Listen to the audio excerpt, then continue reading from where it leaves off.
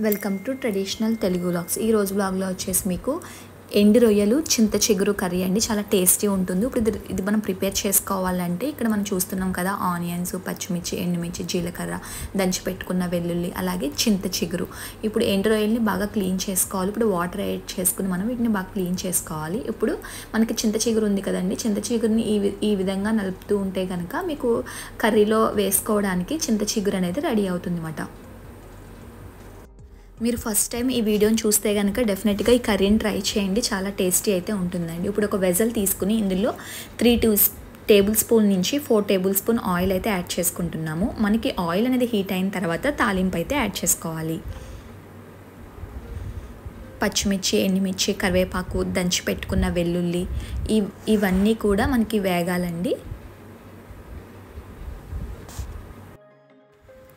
Flame అనేది medium ఫ్లేమ్లో పెట్టుకుని వీటిని బాగా వేగనివ్వాలి. మీరు ఎప్పుడు ఒకవేళ ట్రై చేయకపోతే కనుక ఈ రెసిపీని డెఫినెట్గా ట్రై చేయండి అండి. టేస్ట్ అయితే చాలా బాగుంటుంది. ఇప్పుడు ఇది మగ్గింది కదండి, మనకి తాలింపు అనేది వేగిన తర్వాత ఇందులోనే ఆనియన్స్ని యాడ్ చేసుకుంటున్నాము.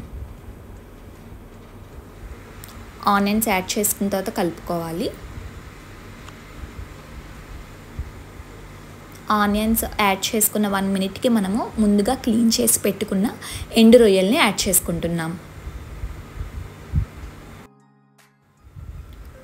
ఎండు రొయ్యలు అవి యాడ్ చేసుకున్న తర్వాత ఇందులోనే చిటికెడు పసుపు, కారం, టేస్ట్కి సరిపడినంత సాల్ట్ అనేది మీరు యాడ్ చేసుకోవాలి. సో చింత చిగురు ఇది వేస్తాం కదండి, సో కారం కూడా మీరు ఎక్కువ వేసుకుంటే కనుక టేస్ట్ అనేది బాగుంటుంది అన్నమాట.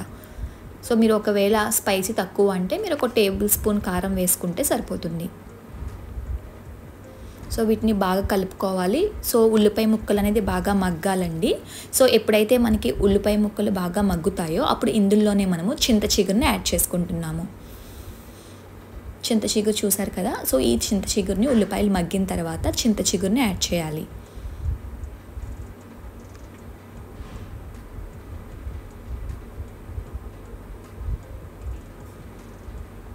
సో చింత చిగురు యాడ్ చేసిన తర్వాత ఒకసారి కలుపుకుని ఇందులో మనము వాటర్ అయితే యాడ్ చేస్తామండి. సో ఒక 1/2 గ్లాస్ నుంచి 1 గ్లాస్ వాటర్ వరకు మనం ఇందులో వాటర్ అనేది యాడ్ చేసుకోవాలి.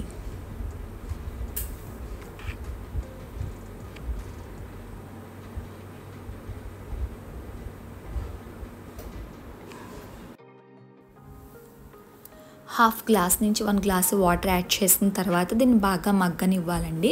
మనకి ఆయిల్ అంతా కూడా పైకి వచ్చేలా మనకి ఇది బాగా మగ్గనివ్వాలి. అలాగే మనకి వాటర్ అంతా కూడా ఎగురుతుంది. సో ఎప్పుడైతే ఆయిల్ అనేది పైకి వస్తుందో అప్పుడు మనకి కర్రీ అయితే రెడీ అయిపోతుందండి. మీరు టేస్ట్ చూసుకొని ఇంకేమైనా సాల్ట్ కానీ కారం కావాలి అంటే మీరు లాస్ట్లో యాడ్ చేసుకోవచ్చు.